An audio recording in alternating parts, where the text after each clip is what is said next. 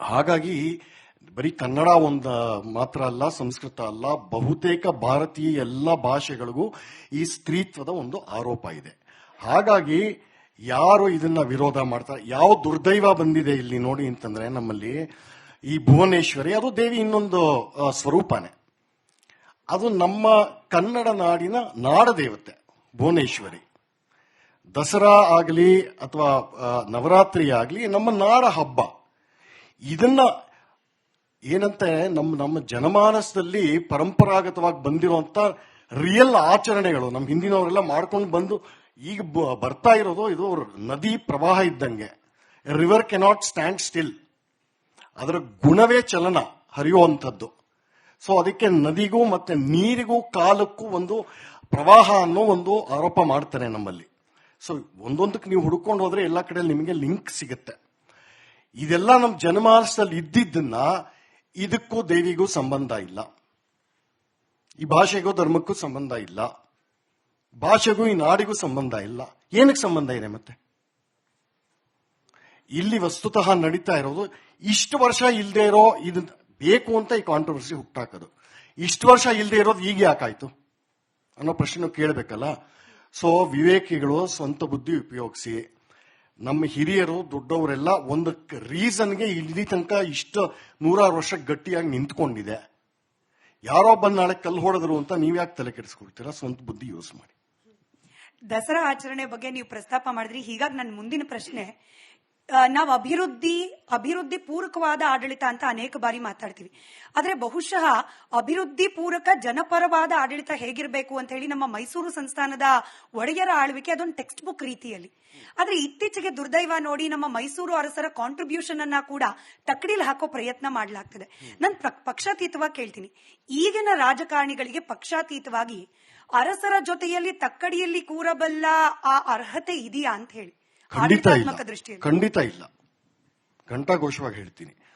ನಮ್ಮಲ್ಲಿ ಈ ಏನೇನೋ ಪದಗಳು ಹೇಳಿದ್ರಿ, ಇವಾಗ ನನಗೆ ಅರ್ಥ ಗೊತ್ತಿಲ್ಲ. ಅದು ಅಭಿವೃದ್ಧಿ, ಜನಪರ, ಏನದು ಈ ಸ್ಲೋಗನ್ಗಳೆಲ್ಲ ಹೇಳ್ತಿರ್ತಾರಲ್ಲ, ಅಲ್ಲಿ ನಾನು ಇಷ್ಟು ಕೊಟ್ಟೆ, ನಾನು ಅದು ಮಾಡಿದೆ, ಅಲ್ಲಿ ಟಾಯ್ಲೆಟ್ ಕಟ್ಟಿಸ್ತೆ, ಇಲ್ಲಿ ಇನ್ನೊಂದು ಮನೆ ಕಟ್ಟಿಸ್ತೆ ಅಂತ. ಇದಕ್ಕೇನೋ ಅರ್ಥ ಇಲ್ಲ. ನಮ್ಮಲ್ಲಿ ಸರ್ವಾಂಗೀಣವಾಗಿ ನೋಡೋದು ಅಭಿವೃದ್ಧಿ. ಇದರ ಮೂಲ ಇರೋದು ನಮ್ಮ ಪರಂಪರೆಯ ಒಂದು ಸ್ಟೇಟ್ ಕ್ರಾಫ್ಟ್ ಅಂತಾರಲ್ಲ, ರಾಜನೀತಿ, ರಾಜಕೀಯ ಅಲ್ಲ. ರಾಜ್ಯದ ನೀತಿ, ರಾಜದ ನೀತಿ, ರಾಜನ ನೀತಿ, ರಾಜನೀತಿ. ಅಲ್ಲಿ ಮುಖ್ಯವಾಗಿರೋದು ನೀತಿ ಶಬ್ದ. ಸೊ ನಮ್ಮ ಬೇಸಿಕ್ ಪೊಲಿಟಿಕಲ್ ಫಿಲಾಸಫಿ ಏನು ಅಂತಂದ್ರೆ ರಾಜ ಪ್ರಜಾವತ್ಸಲಾಹ ಅಂತ. ಅಂದ್ರೆ ಯಾರು ಪ್ರಜೆಗಳಿಗೆ ವಾತ್ಸಲ್ಯ ತೋರಿಸ್ತಾನೋ, ತನ್ನ ಮಕ್ಕಳ ತರ, ತನ್ನ ಕುಟುಂಬದ ತರ ಯಾರು ನೋಡ್ಕೊಳ್ತಾನೋ ಅವನೇ ನಿಜವಾದ ರಾಜ ಅಂತ. ಅಲ್ಲಿ ಎಲ್ಲ ಬಂದು ಹೋಗುತ್ತೆ ಅಭಿವೃದ್ಧಿ ಇನ್ನೊಂದು ಅಂತ. ಮುಖ್ಯವಾಗಿ ಹೇಳಬೇಕು ಅಂದ್ರೆ ಈ ಕಾಲದಲ್ಲಿ ಅಭಿವೃದ್ಧಿ ಅನ್ನೋ ಪದನ ಬಹಳ ಒಂದು ಸೀಮಿತವಾದ ಅರ್ಥದಲ್ಲಿ ಬಳಸುವಂತ ಒಂದು ಪ್ರತೀತಿ ಬಂದ್ಬಿಟ್ಟಿದೆ. ಈಗ ಒಂದು 45-50 ವರ್ಷದಿಂದ ಇದು ಬಂದ್ಬಿಟ್ಟಿದೆ. ಅಭಿವೃದ್ಧಿ ಈಸ್ ಈಕ್ವಲ್ ಟು ಎಕನಾಮಿಕ್ಸ್ ಅಂತ. ಸರಿ, ಅದನ್ನ ಇಟ್ಕೊಳ್ಳೋಣ, ನಿಜ ಅಂತ ನಾವು ವಿ ಕ್ಯಾನ್ ಕನ್ಸಿಡರ್ ದಟ್. ಜೀವನದಲ್ಲಿ ಬರೀ ದುಡ್ಡೇ ಮುಖ್ಯನಾ? ಎಕನಾಮಿಕ್ಸ್ ಮಾತ್ರ ಮುಖ್ಯನಾ? ಮತ್ತೆ ಇವ್ರು ಹೇಳೋ ಎಕನಾಮಿಕ್ಸ್, ಇಂಥ ಎಕನಾಮಿಕ್ಸ್ ನಡೀತಾ ಇದೆ. ನಿನಗೆ ಸೀರೆ ಕೊಟ್ಟೆ, ನಿನಗೆ ಚಪ್ಪಲಿ ಕೊಟ್ಟೆ, ನಿನಗೆ ಬಸ್ ಟಿಕೆಟ್ ಫ್ರೀ ಕೊಟ್ಟೆ, ಇದೇ ತಾನೆ ಇದು ಅಭಿವೃದ್ಧಿ? ಅಲ್ಲ. ಅಭಿವೃದ್ಧಿ ಅಂತಂದ್ರೆ ಆತ್ಮಶಕ್ತಿ ಜನಗಳೆಲ್ಲ ಇರುವಂತಹ ಅಂತಸತ್ವಕ್ಕೆ ಪ್ರೇರಣೆ ಕೊಡೋದು. ಈ ಪ್ರೇರಣೆ ಯಾವ ದುಡ್ಡು ಕೊಟ್ಟರು ಬರೋದಿಲ್ಲ.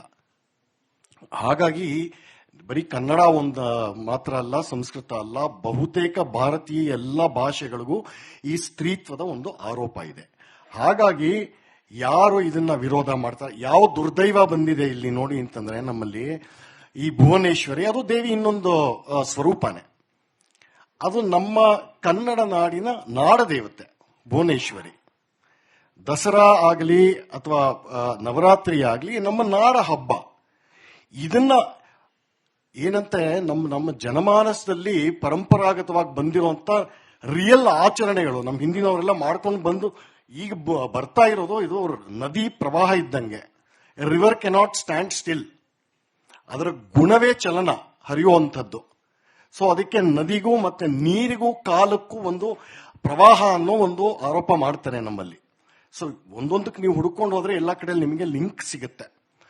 ಇದೆಲ್ಲ ನಮ್ಮ ಜನಮಾನಸದಲ್ಲಿ ಇದ್ದಿದ್ದನ್ನ ಇದಕ್ಕೂ ದೇವಿಗೂ ಸಂಬಂಧ ಇಲ್ಲ, ಈ ಭಾಷೆಗೂ ಧರ್ಮಕ್ಕೂ ಸಂಬಂಧ ಇಲ್ಲ, ಭಾಷೆಗೂ ಈ ನಾಡಿಗೂ ಸಂಬಂಧ ಇಲ್ಲ.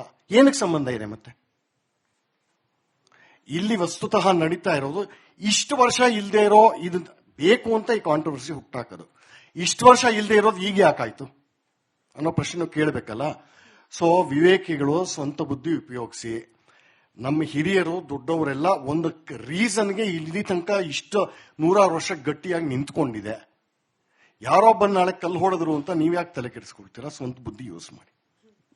ದಸರಾ ಆಚರಣೆ ಬಗ್ಗೆ ನೀವು ಪ್ರಸ್ತಾಪ ಮಾಡಿದ್ರಿ. ಹೀಗಾಗಿ ನನ್ನ ಮುಂದಿನ ಪ್ರಶ್ನೆ, ನಾವು ಅಭಿವೃದ್ಧಿ ಪೂರಕವಾದ ಆಡಳಿತ ಅಂತ ಅನೇಕ ಬಾರಿ ಮಾತಾಡ್ತೀವಿ. ಆದ್ರೆ ಬಹುಶಃ ಅಭಿವೃದ್ಧಿ ಪೂರಕ ಜನಪರವಾದ ಆಡಳಿತ ಹೇಗಿರಬೇಕು ಅಂತ ಹೇಳಿ ನಮ್ಮ ಮೈಸೂರು ಸಂಸ್ಥಾನದ ಒಡೆಯರ ಆಳ್ವಿಕೆ ಅದೊಂದು ಟೆಕ್ಸ್ಟ್ ಬುಕ್ ರೀತಿಯಲ್ಲಿ. ಆದ್ರೆ ಇತ್ತೀಚೆಗೆ ದುರ್ದೈವ ನೋಡಿ ನಮ್ಮ ಮೈಸೂರು ಅರಸರ ಕಾಂಟ್ರಿಬ್ಯೂಷನ್ ಅನ್ನ ಕೂಡ ತಕ್ಕಡಿಲ್ ಹಾಕೋ ಪ್ರಯತ್ನ ಮಾಡಲಾಗ್ತದೆ. ನಾನು ಪಕ್ಷಾತೀತವಾಗಿ ಕೇಳ್ತೀನಿ, ಈಗಿನ ರಾಜಕಾರಣಿಗಳಿಗೆ ಪಕ್ಷಾತೀತವಾಗಿ ಅರಸರ ಜೊತೆಯಲ್ಲಿ ತಕ್ಕಡಿಯಲ್ಲಿ ಕೂರಬಲ್ಲ ಆ ಅರ್ಹತೆ ಇದೆಯಾ ಅಂತ ಹೇಳಿ? ಖಂಡಿತ ಇಲ್ಲ. ಘಂಟಾಘೋಷವಾಗಿ ಹೇಳ್ತೀನಿ. ನಮ್ಮಲ್ಲಿ ಈ ಏನೇನೋ ಪದಗಳು ಹೇಳಿದ್ರಿ, ಇವಾಗ ನನಗೆ ಅರ್ಥ ಗೊತ್ತಿಲ್ಲ. ಅದು ಅಭಿವೃದ್ಧಿ, ಜನಪರ, ಏನದು ಈ ಸ್ಲೋಗನ್ಗಳೆಲ್ಲ ಹೇಳ್ತಿರ್ತಾರಲ್ಲ, ಅಲ್ಲಿ ನಾನು ಇಷ್ಟು ಕೊಟ್ಟೆ, ನಾನು ಅದು ಮಾಡಿದೆ, ಅಲ್ಲಿ ಟಾಯ್ಲೆಟ್ ಕಟ್ಟಿಸ್ದೆ, ಇಲ್ಲಿ ಇನ್ನೊಂದು ಮನೆ ಕಟ್ಟಿಸ್ದೆ ಅಂತ. ಇದಕ್ಕೇನೋ ಅರ್ಥ ಇಲ್ಲ. ನಮ್ಮಲ್ಲಿ ಸರ್ವಾಂಗೀಣವಾಗಿ ನೋಡೋದು ಅಭಿವೃದ್ಧಿ. ಇದರ ಮೂಲ ಇರೋದು ನಮ್ಮ ಪರಂಪರೆಯ ಒಂದು ಸ್ಟೇಟ್ ಕ್ರಾಫ್ಟ್ ಅಂತಾರಲ್ಲ, ರಾಜನೀತಿ, ರಾಜಕೀಯ ಅಲ್ಲ. ರಾಜ್ಯದ ನೀತಿ, ರಾಜದ ನೀತಿ, ರಾಜನ ನೀತಿ, ರಾಜನೀತಿ. ಅಲ್ಲಿ ಮುಖ್ಯವಾಗಿರೋದು ನೀತಿ ಶಬ್ದ. ಸೊ ನಮ್ಮ ಬೇಸಿಕ್ ಪೊಲಿಟಿಕಲ್ ಫಿಲಾಸಫಿ ಏನು ಅಂತಂದ್ರೆ ರಾಜ ಪ್ರಜಾವತ್ಸಲಾಹ ಅಂತ. ಅಂದ್ರೆ ಯಾರು ಪ್ರಜೆಗಳಿಗೆ ವಾತ್ಸಲ್ಯ ತೋರಿಸ್ತಾನೋ, ತನ್ನ ಮಕ್ಕಳ ತರ, ತನ್ನ ಕುಟುಂಬದ ತರ ಯಾರು ನೋಡ್ಕೊಳ್ತಾನೋ ಅವನೇ ನಿಜವಾದ ರಾಜ ಅಂತ. ಅಲ್ಲಿ ಎಲ್ಲ ಬಂದು ಹೋಗುತ್ತೆ ಅಭಿವೃದ್ಧಿ ಇನ್ನೊಂದು ಅಂತ. ಮುಖ್ಯವಾಗಿ ಹೇಳಬೇಕು ಅಂದ್ರೆ ಈ ಕಾಲದಲ್ಲಿ ಅಭಿವೃದ್ಧಿ ಅನ್ನೋ ಪದನ ಬಹಳ ಒಂದು ಸೀಮಿತವಾದ ಅರ್ಥದಲ್ಲಿ ಬಳಸುವಂತ ಒಂದು ಪ್ರತೀತಿ ಬಂದ್ಬಿಟ್ಟಿದೆ. ಈಗ ಒಂದು 45-50 ವರ್ಷದಿಂದ ಇದು ಬಂದ್ಬಿಟ್ಟಿದೆ. ಅಭಿವೃದ್ಧಿ ಈಸ್ ಈಕ್ವಲ್ ಟು ಎಕನಾಮಿಕ್ಸ್ ಅಂತ. ಸರಿ, ಅದನ್ನ ಇಟ್ಕೊಳ್ಳೋಣ, ನಿಜ ಅಂತ ನಾವು ವಿ ಕ್ಯಾನ್ ಕನ್ಸಿಡರ್ ದಟ್. ಜೀವನದಲ್ಲಿ ಬರೀ ದುಡ್ಡೇ ಮುಖ್ಯನಾ? ಎಕನಾಮಿಕ್ಸ್ ಮಾತ್ರ ಮುಖ್ಯನಾ? ಮತ್ತೆ ಇವ್ರು ಹೇಳೋ ಎಕನಾಮಿಕ್ಸ್, ಇಂಥ ಎಕನಾಮಿಕ್ಸ್ ನಡೀತಾ ಇದೆ. ನಿನಗೆ ಸೀರೆ ಕೊಟ್ಟೆ, ನಿನಗೆ ಚಪ್ಪಲಿ ಕೊಟ್ಟೆ, ನಿನಗೆ ಬಸ್ ಟಿಕೆಟ್ ಫ್ರೀ ಕೊಟ್ಟೆ, ಇದೇ ತಾನೆ ಇದು ಅಭಿವೃದ್ಧಿ ಅಲ್ಲ. ಅಭಿವೃದ್ಧಿ ಅಂತಂದ್ರೆ ಆತ್ಮಶಕ್ತಿ ಜನಗಳೆಲ್ಲ ಇರುವಂತಹ ಅಂತಸತ್ವಕ್ಕೆ ಪ್ರೇರಣೆ ಕೊಡೋದು. ಈ ಪ್ರೇರಣೆ ಯಾವ ದುಡ್ಡು ಕೊಟ್ಟರು ಬರೋದಿಲ್ಲ.